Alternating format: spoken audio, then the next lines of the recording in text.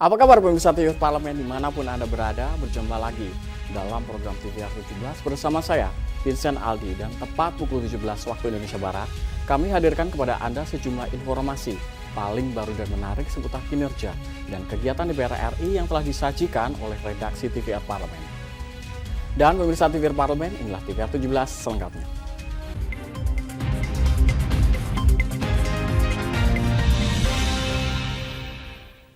DPR RI menegaskan fokus APBN 2024 untuk mempercepat transformasi ekonomi yang inklusif dan berkelanjutan.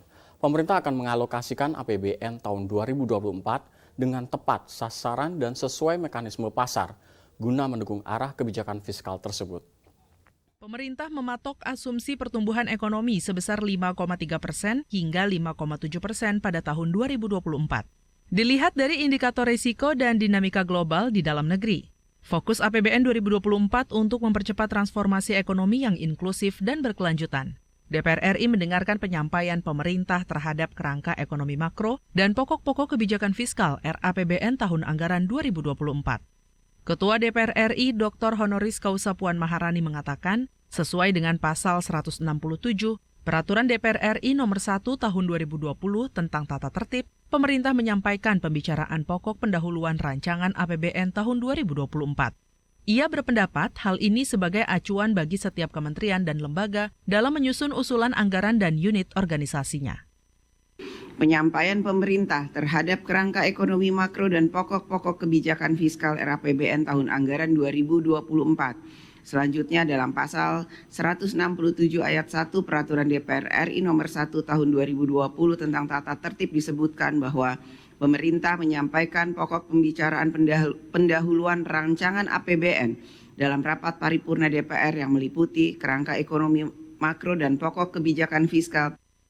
Sementara itu, Menteri Keuangan Sri Mulyani mengatakan pemerintah akan melakukan transformasi ekonomi melalui percepatan transformasi struktural dan fungsi stabilitas, mengingat perekonomian akan terus dihadapkan pada gejolak dari berbagai hal. Mempertimbangkan berbagai risiko dan potensi keberlanjutan ekspansi nasional tahun depan, pemerintah mengusulkan kisaran indikator ekonomi makro pada asumsi dasar penyusunan RAPBN tahun 2024 sebagai berikut. Pertumbuhan ekonomi 5,3 hingga 5,7. Andri, TVR Parlemen, melaporkan. Sekretaris Jenderal DPR RI menilai penghargaan kementerian, lembaga dalam kategori pagu sedang tahun anggaran 2022 yang diraih DPR RI diharapkan dapat menjadi acuan bagi Sekretaris Jenderal DPR RI untuk akselerasi kualitas pelaksanaan anggaran. Sekretariat Jenderal DPR RI menerima penghargaan kementerian lembaga berkinerja terbaik dalam kategori pagu sedang tahun anggaran 2022 dari Kementerian Keuangan. Setjen DPR RI mencapai indeks kinerja anggaran sebesar 94,71 dengan predikat sangat baik sepanjang tahun 2022.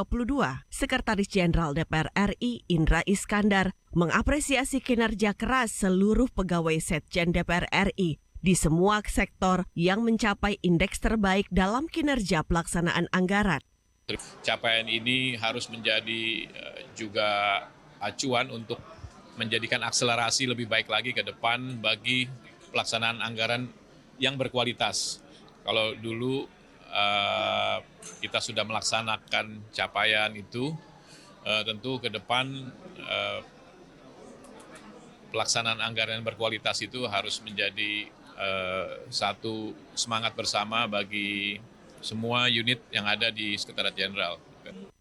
Sementara itu, Menteri Keuangan Republik Indonesia Sri Mulyani meminta kepada seluruh kementerian lembaga untuk mengawal pelaksanaan APBN 2023 dan berharap APBN tahun 2024 mampu menjawab kebutuhan pembangunan Indonesia. Oleh karena itu, mari kita bersama-sama dari Kementerian Keuangan sendiri kami dengan Bappenas di dalam perencanaan hingga pada seluruh pengguna anggaran kementerian lembaga untuk bersama-sama terus memperbaiki pengelolaan keuangan negara. Karena pengelolaan keuangan negara adalah tanggung jawab bersama. Halim dan Kiki, TVR Parlemen melaporkan. Dengan adanya pertukaran informasi antara Biro Umum Sekretariat Jenderal DPR RI dengan Direktur Jenderal Perencanaan Keamanan Majelis Korea Selatan, diharapkan dapat mengembangkan sistem pengamanan di kompleks parlemen masing-masing negara. Biro Umum Sekretariat Jenderal DPR RI menerima kunjungan Direktur Jenderal Perencanaan Keamanan Parlemen Majelis Nasional Korea Selatan, Mr. Roh Hyung-rae, dalam rangka bertukar informasi dan pengetahuan terkait sistem keamanan kompleks parlemen. Kepala Subbagian Pengamanan dalam Setjen DPR RI, Sugito David Masyur menjelaskan, delegasi Direktur Perencanaan Keamanan Majelis Korea Selatan ingin melihat bagaimana tata kelola serta sistem keamanan parlemen yang diterapkan di DPR RI, mengingat Indonesia sebagai negara demokrasi terbesar. Ia menambahkan DPR RI dianggap menjadi tolak ukur dalam sistem keamanan kompleks parlemen bagi Korea Selatan. Untuk itu, dengan adanya pertemuan ini, diharapkan dapat saling bertukar informasi dalam menerapkan keamanan yang maksimal di kompleks parlemen. Hanya sebatas pengamanan, bagaimana pola pengamanannya, zona-zona mana yang diamankan, sistem perparkiran, dan bagaimana cara bagian pengamanan menyaring tamu atau delegasi masuk ke kompleks parlemen ini. Mereka menyampaikan bahwa pada prinsipnya sistem pengamanan di parlemen Korea dan di DPR sama, tidak bedanya. Hanya kenapa mereka mau datang ke sini, saya tadi sampaikan juga bahwa latar belakangi delegasi Korea datang ke Indonesia adalah salah satunya adalah Indonesia merupakan negara besar. Terus intensitas demonstrasinya besar dan bagaimana Pamdal mengamankan gedung DPR ini di tengah-tengah demonstrasi yang sangat marak ini, itu aja. Itu yang salah satunya yang melatar belakangin delegasi Korea datang ke Parlemen Indonesia. Sugito berharap adanya pertukaran informasi yang lebih intensif lagi dalam rangka mengembangkan sistem pengamanan di kompleks parlemen masing-masing negara. Dodi dan Adit, TVR Parlemen, melaporkan. Gangguan layanan Bank Syariah Indonesia baru-baru ini menandakan lemahnya sistem pertahanan digital di Indonesia. Informasinya akan kami hadirkan sesaat lagi pemirsa, untuk itu tetaplah di TVR 17.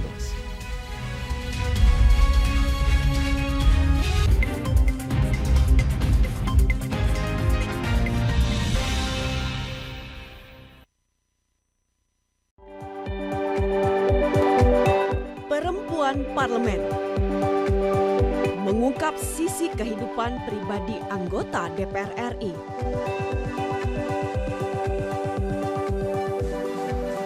Dan partisipasi perempuan dalam politik dan publik. Dan usaha mewujudkan aspirasi masyarakat di setiap sidang sebagai wakil rakyat.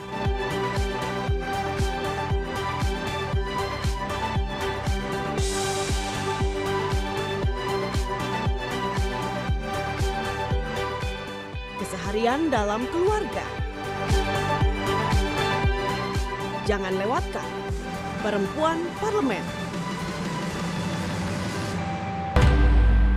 Hanya di TVR Parlemen. Utang-utang dulu saya. Mereka yang tidak cukup paham teredukasi bagaimana menyuarakan aspirasi demi memperoleh jawaban. Sini ditambang untuk seperti itu, warga sini tidak mengizinkan. Sebab apa? Itu menyangkut isi perut kami semua. Hadir menelisik mulai dari hulu ke hilir. Mengapa? Nah, kalau kita telusuri kenapa banjir ini hampir setiap terjadi. Hingga menemukan apa yang belum terkuak secara nyata. Kan kabeh niku sedulur, Pak. Nek kula ngrencangi mriki, mesti mriki gelo, nek kula ngrencangi mriki mesti mriki gelo. Iki kedah adil wae, Pak, tengah-tengah. Menghadirkan peran anggota DPR RI demi mendapatkan solusi. Saksikan Suara Dapil, Senin sampai Jumat pukul 10 waktu Indonesia Barat, hanya di TVR Parlemen.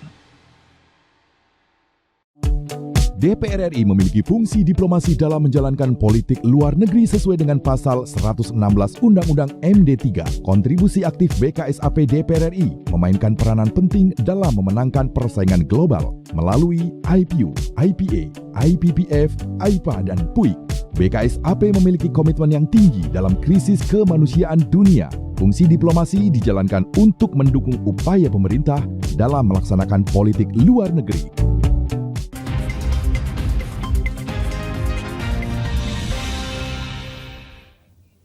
Kembali di TVR 17 pemirsa, keamanan data nasabah perbankan merupakan hal yang sangat penting karena mengandung informasi pribadi dan sensitif. DPR RI meminta seluruh pihak terkait segera menyikapi serius kasus penertasan yang terjadi pada Bank Syariah Indonesia dan kebocoran data nasabah yang dikhawatirkan disalahgunakan oleh pihak-pihak yang tidak bertanggung jawab, serta menurunkan tingkat kepercayaan masyarakat pada industri jasa keuangan. Dan untuk mengetahui informasi selengkapnya pemirsa, mari kita simak laporan mendalam yang telah dihimpun oleh tim redaksi TVR Parlemen dalam segmen editorial Parlemen berikut ini.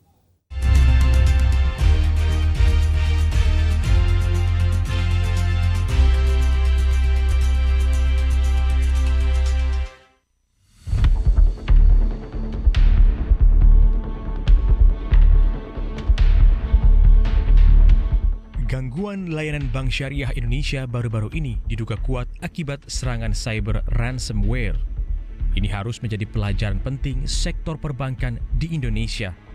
Kejadian ini menandakan lemahnya sistem pertahanan digital. Keamanan data nasabah perbankan menjadi isu yang sangat krusial dalam dunia perbankan. Hal ini disebabkan oleh fakta bahwa data nasabah perbankan umumnya mengandung informasi pribadi dan sensitif yang bisa disalahgunakan untuk kejahatan seperti pencurian identitas ataupun penipuan. DPR RI mendesak pemerintah, Badan Siber dan Sandi Negara, Badan Intelijen Negara serta kepolisian segera menyikapi serius kasus peretasan yang terjadi pada Bank Syariah Indonesia karena hal ini berkaitan langsung dengan dana nasabah. Lemahnya sistem keamanan tersebut dapat dimanfaatkan oleh oknum yang tidak bertanggung jawab dan efeknya akan menurunkan tingkat kepercayaan masyarakat pada industri jasa keuangan. Dan memang kalau kita tidak serius dan kemudian memperbaiki ini adalah titik yang paling rawan karena ini adalah serangan kepada jasa industri keuangan. Industri keuangan ini menurut saya yang paling rentan. Ya karena di sana jelas kalau melakukan sesuatu ada manfaatnya langsung ya. Kalau data mungkin dijual lagi, tapi kalau mereka melakukan retasan di industri keuangan itu satu manfaat langsung yang bisa mereka dapat kalau mereka bisa mentransfer dananya. Yang kedua, kalau mereka berusaha atau pihak luar berusaha untuk meruntuhkan kepercayaan masyarakat ya terhadap industri keuangan, ini adalah salah satu caranya. Grup peretas asal Rusia, Lockbit, mengklaim bertanggung jawab atas serangan cyber yang melumpuhkan semua layanan BSI. Dalam pengumuman yang diunggah ke dark web, mereka juga mengklaim telah mencuri data sebanyak 1,5 terabyte, termasuk 15 juta data pribadi nasabah dan pegawai.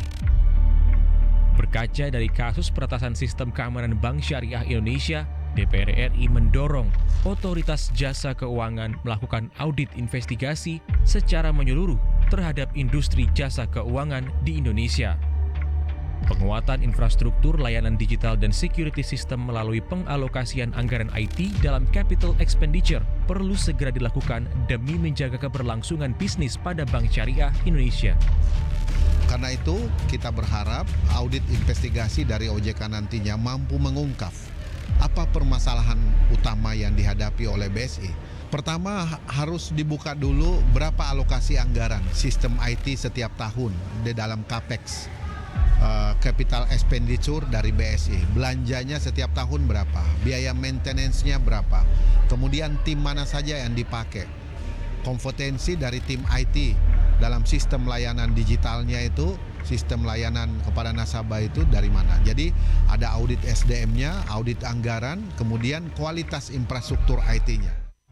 DPR RI menganggap peretasan data nasabah merupakan persoalan penting, mengingat Bank Syariah Indonesia merupakan mitra BPKH untuk menyetorkan dana jamaah haji Indonesia. BSI harus memastikan data nasabah yang diduga disebar oleh hacker tidak membahayakan serta mengamankan seluruh proses transaksi dana jamaah haji Indonesia.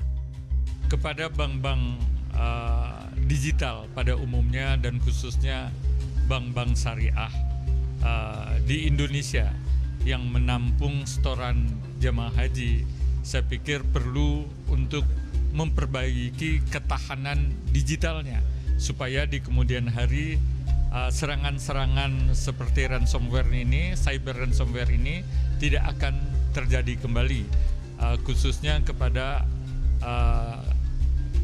rekening-rekening calon jamaah haji Indonesia. Sebab bagaimanapun ini tentu mempunyai dampak kepanikan yang luar biasa, apalagi ini terjadi menjelang hari H pemberangkatan calon jamaah haji.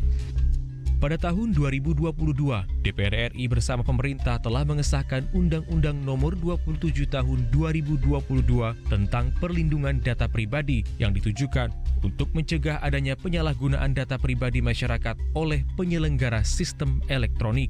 Oleh karena itu, implementasi dan kebijakan perlindungan data yang disiplin menjadi kunci utama melindungi data dari serangan ransomware, sehingga data pribadi masyarakat tidak dapat disebar dengan mudah. Tim redaksi TVR Parlemen melaporkan.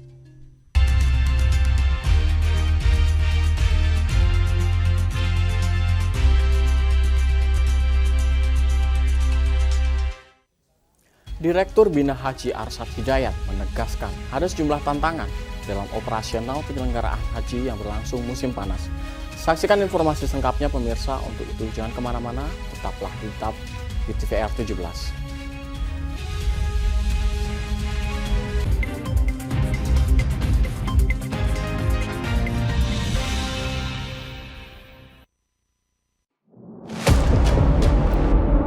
Sini ditambang. Konflik yang terjadi, Warga sini tidak mengizinkan. masalah yang tersisihkan menjadi kesenjangan sosial. Ya namanya rakyat kecil gak bisa apa-apa, mau komplain juga gak didengar. Sebab apa? Itu menyangkut isi perut kami semua. Bagaimana memutus keterbatasan untuk didengar? Jadi kalau misalnya masyarakat sudah merasa tidak lagi ada yang memperjuangkan aspirasinya, maka masyarakat memang sangat berhak untuk meminta dewan yang mewakili mereka di parlemen.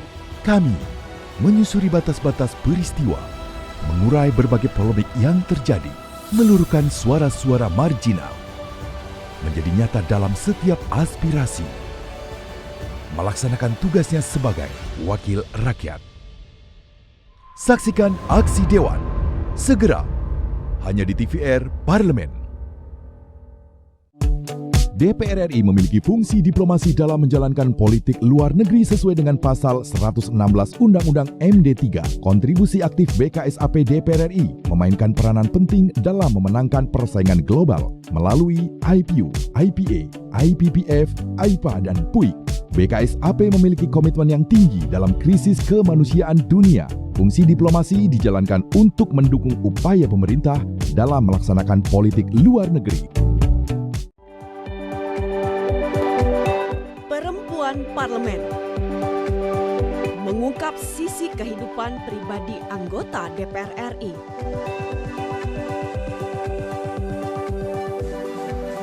Dan partisipasi perempuan dalam politik dan publik.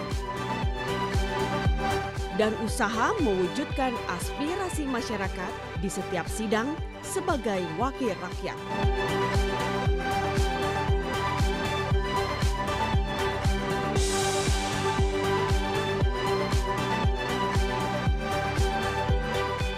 Keseharian dalam keluarga. Jangan lewatkan Perempuan Parlemen. Hanya di TVR Parlemen.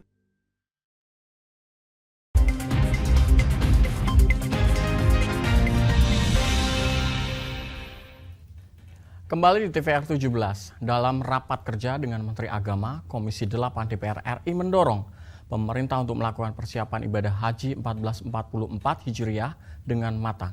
Anggota Komisi 8 DPR RI Yandri Susanto mengapresiasi beberapa persiapan yang telah dilakukan di berbagai sektor.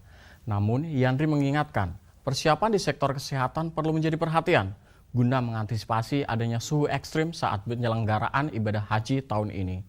Dan simak wawancara selengkapnya pemirsa bersama rekan kami Elisa Purba. Ya pemirsa, DPR RI khususnya Komisi 8 saat ini tentunya masih tetap melakukan fungsi pengawasannya terkait dengan akan dilaksanakannya ibadah haji di tahun ini 1444 Hijriah.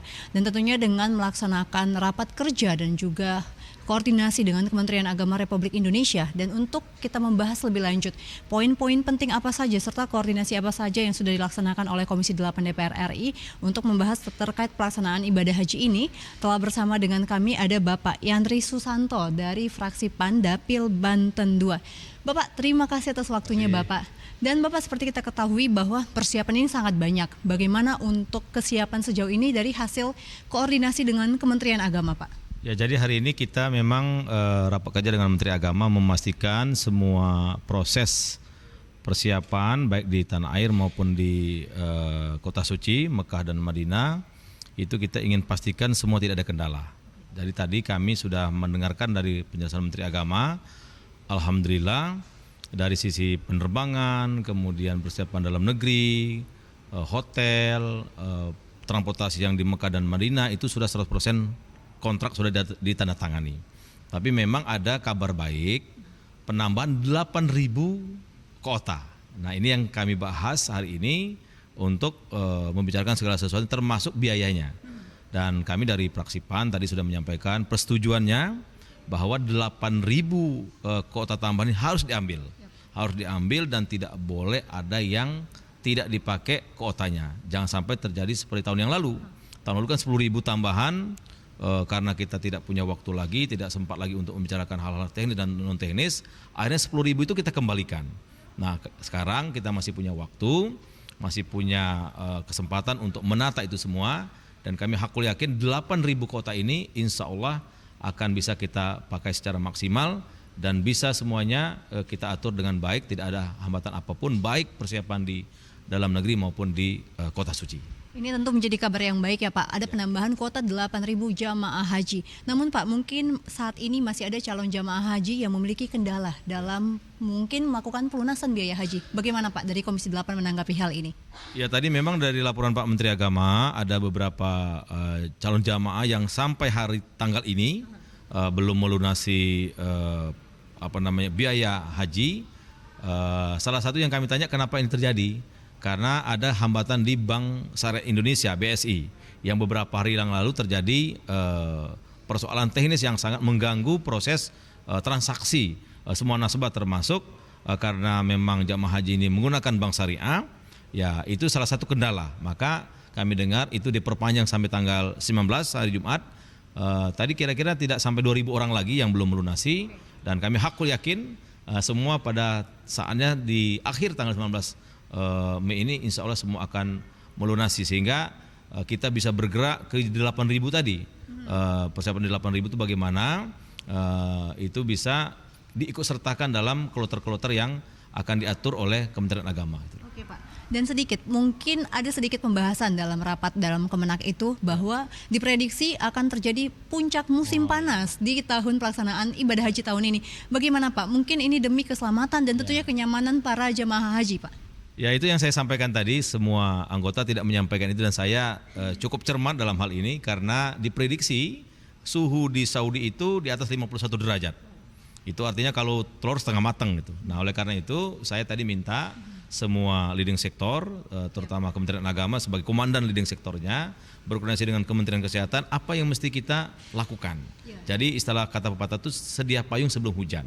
Jadi jangan sampai suhu ekstrim ini menjadi celah jamaah haji untuk tertimpa sakit, kemudian banyak yang meninggal. Nah, ini jangan sampai terjadi. Oleh karena itu, kalau bila mana perlu penambahan biaya dari sektor kesehatan atau perlu ada pos-pos terpadu, nah itu perlu kita bicarakan secara serius sehingga nanti tiba saatnya kita sudah siap.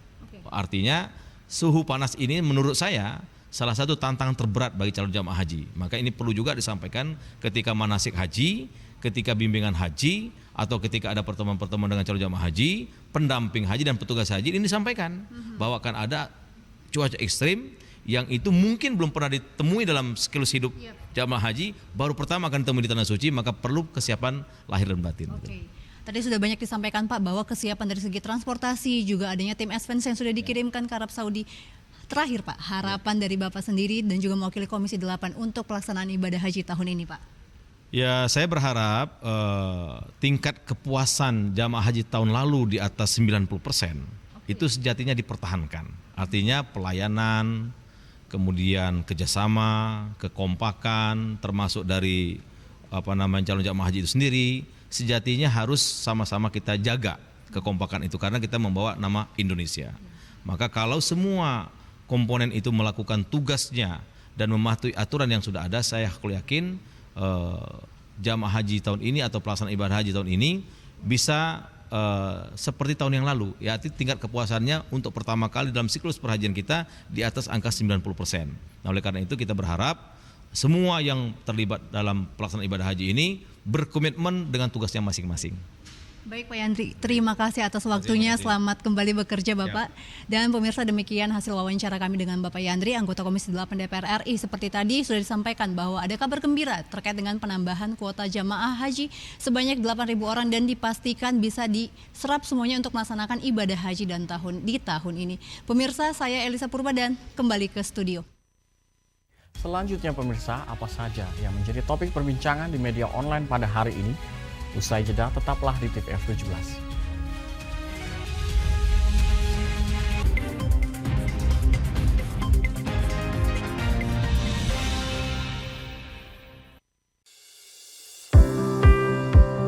Mengenal tugas dan fungsi DPR RI. Dewan Perwakilan Rakyat atau DPR adalah lembaga negara yang mewakili aspirasi rakyat. Kehadiran DPR RI merupakan salah satu bukti bahwa Indonesia merupakan negara demokrasi. Sebagai salah satu lembaga perwakilan rakyat, apa saja tugas dan fungsi yang diemban DPR RI?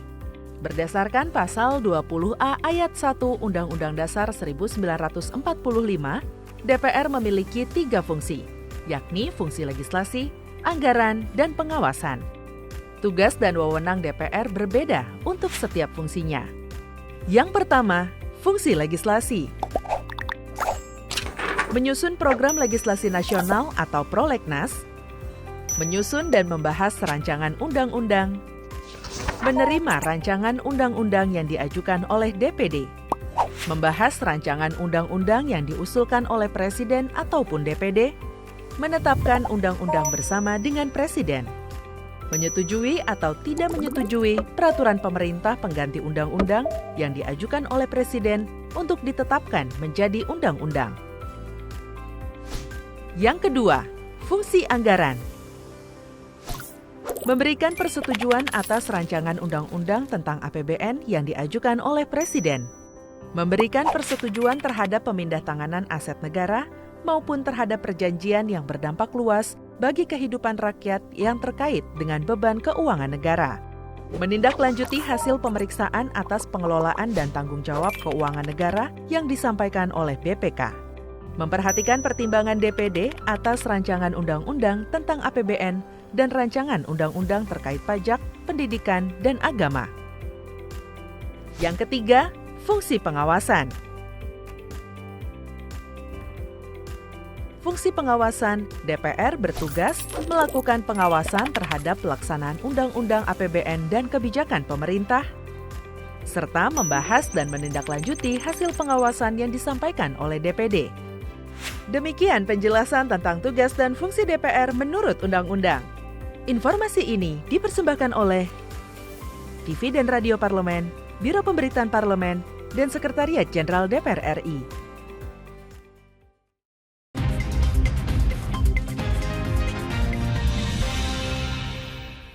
Kembali di TVR 17 pemirsa, kali ini kita akan masuk ke segmen media nasional. Mari kita simak isu apa saja yang menjadi sorotan media serta tanggapan dari jumlah anggota Dewan bersama rekan kami Anggun Oktarini.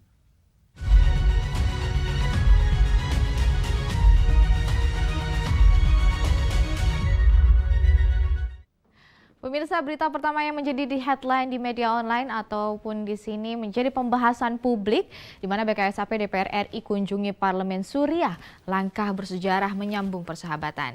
Ini kita bisa melihat di beberapa media online yang terbit pada hari ini di mana Badan Kerjasama Antar Parlemen atau BKSAP DPR RI dipimpin oleh Fadli Zon bahwa melakukan kunjungan ke Damaskus Suriah pada 15 hingga 18 Mei 2023. Dalam rangkaian mengunjungi Parlemen Suriah sekaligus mempererat persahabatan kedua negara, Fadli menegaskan bahwa kedatangan BKSAP DPR RI ke Suriah merupakan kunjungan bersejarah sebagai langkah pembuka atau merevitalisasi hubungan kedua negara.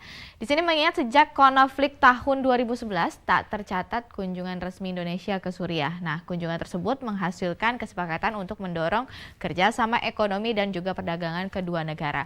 Selain itu, pemirsa, DPR RI dan Parlemen Suriah juga aktif berdialog di berbagai forum parlemen seperti di Interparliament Union atau IPU dan juga Parliamentary Union of POC atau PUC. Dan di sini berita selanjutnya setelah kita membahas terkait dengan kunjungan DPR RI ke Suriah, di mana Komisi 10 DPR RI apresiasi prestasi Timnas Indonesia pada SEA Games 2023. Nah, ini untuk pecinta bola juga pasti sangat bahagia dan senang mendengar kabar ini dibawa oleh atlet Indonesia. Ini di beberapa media disebutkan bahwa di sini Wakil Ketua Komisi 10 DPR RI Hetifah Saifuddin mengapresiasi prestasi tim nasional atau Timnas sepak bola U22 Indonesia. Di beberapa halaman disebutkan bahwa di sini yang berhasil meraih medali emas pada SEA Games 2023 di Kamboja, kemenangan atas Thailand dengan skor telak 5-2 melepaskan dahaga rakyat Indonesia yang selama hampir 22 tahun tidak pernah membawa pulang emas dari cabang olahraga sepak bola. Nah, di sini juga Hetifah juga mengapresiasi pelatih Timnas Indra Zafir yang juga dianggap sebagai salah satu kunci keberhasilan Indonesia saat ini. Hetifah juga menyoroti pentingnya pembinaan dalam bidang olahraga. Nah, pemirsa, sebab semua pertandingan menurutnya adalah bentuk pembinaan berjenjang panjang dan juga oleh karena itu Hetifah pun berharap para pemain Timnas sepak bola U22 mendapat bekal penting untuk bermain di pertandingan-pertandingan selanjutnya di tahun 2023 seperti kualifikasi Piala Asia U23, kualifikasi Olimpiade 2024 dan juga Asian Games 2022 dan di mana kemenangan Timnas di Kamboja diharapkan menjadi momentum besar persepak bolaan nasional untuk bangkit dan terus menuai prestasi di kancah dunia. Nah, pemirsa, itu tadi headline di media online pada hari ini terkait dengan BKSAP DPR RI kunjungi Parlemen Suriah. Di sini disebutkan sebagai langkah bersejarah menyambung persahabatan dan juga Komisi 10 DPR RI apresiasi prestasi Timnas Indonesia pada SEA Games tahun 2023. Saya Anggun Oktarini, kembali ke rekan Aldi.